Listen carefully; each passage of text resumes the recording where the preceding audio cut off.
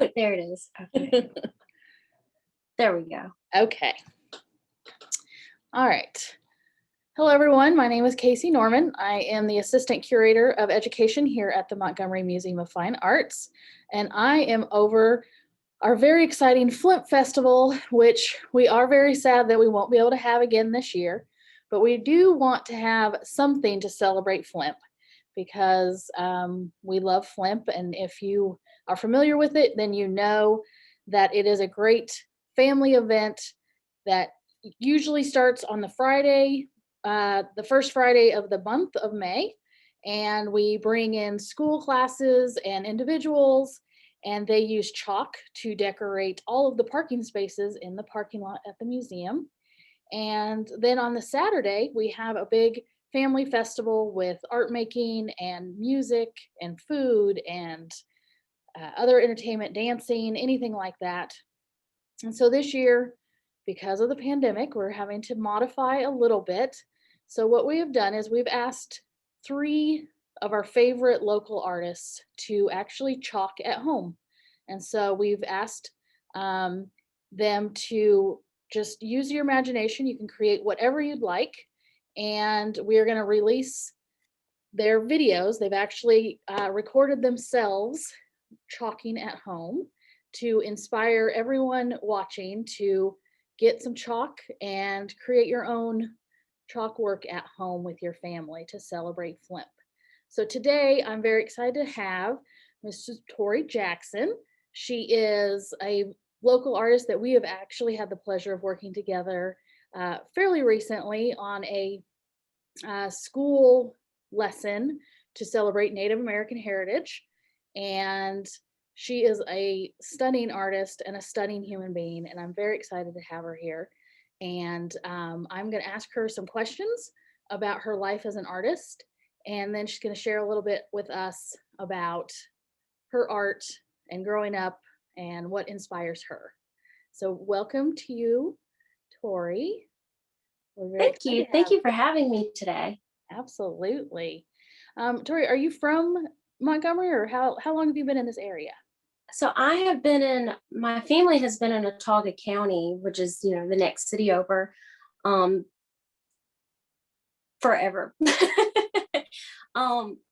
Basically, we trace back to the Mississippian time. So a part of our family at least has been here for a very long time. Oh, wow. So when you say Mississippian era, you're talking about Native Americans, right? Yes. Wonderful. Yes. Moundville. Okay. Wonderful. That's very interesting. That's definitely a part of the state's history that unfortunately I don't think gets enough attention. And so I know that's something that's really true to your heart. And I'm really excited to get to work with you in future to do more for students that I work with to have them learn about Native American heritage. So yes. How long have you actually been making art? My first memory was actually I was doing art. I don't know if you heard of Greengate, but I went to Greengate in the early 90s, and making art in my class was actually my very first memory. So I've been making art forever. I think my first memory of making it, I was making a yellow house with a red roof at Greengate. Oh, so wow. I honestly cannot remember a time when I didn't do art. That's amazing. Now, I'm guessing if you have such strong memories, that means you're also encouraged to be creative growing up. Yes. So my mom was an artist. My dad was an artist. My grandmother was an artist. My grandfather was an artist.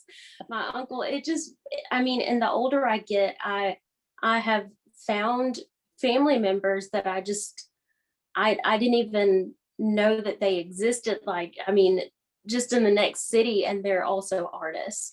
Wow. So it honestly runs through the family, but my mom was always letting me play in her art.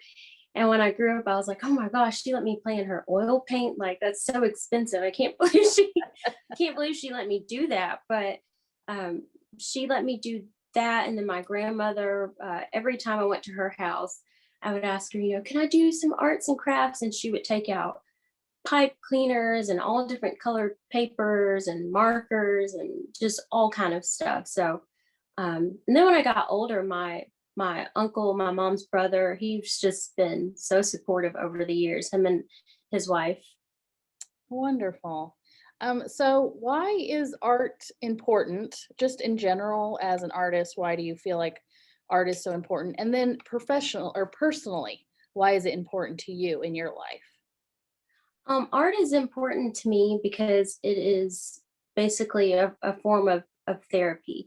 I don't that's honestly how I keep my sanity, because I get to channel all of my emotions into my art. Nobody can tell me how to do my art, and I think it's important um, to have art because it can be it can be a form of history, so to speak. Mhm. You can say a lot of things within art that you can't really say with your voice. Mhm. So, is art to you, should it always be in schools? Because I know that's Yes. something that we share. Yes. And so tell me a little bit about how you feel like art should be part of everybody's lives. I think that art should be a part of should stay a part of the school systems, because especially because I think mentally kids need a break.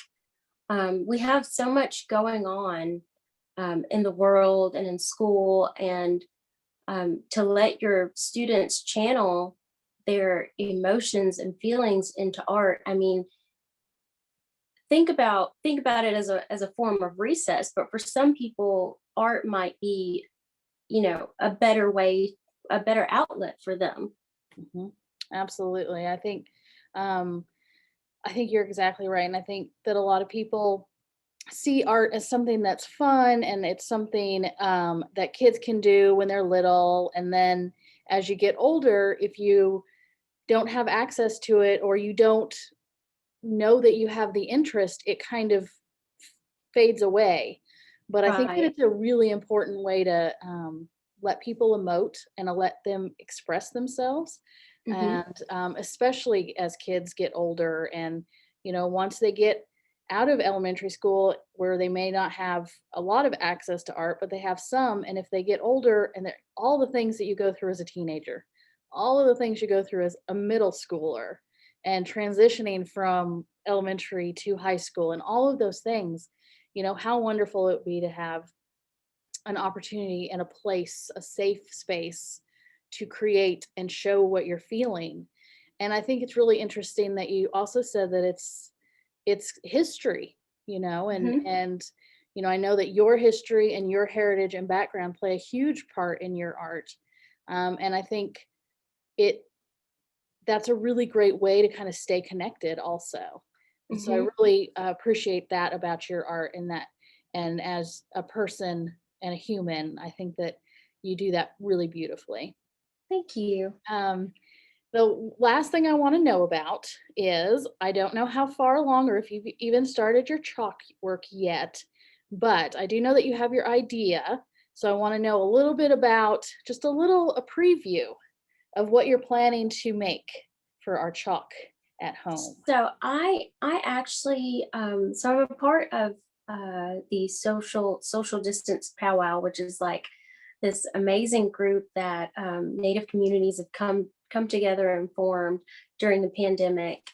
And I mean, people are always just posting these amazing uh, pictures and speeches and dances. And someone actually, I want to say his name because I want him to get credit for this amazing picture.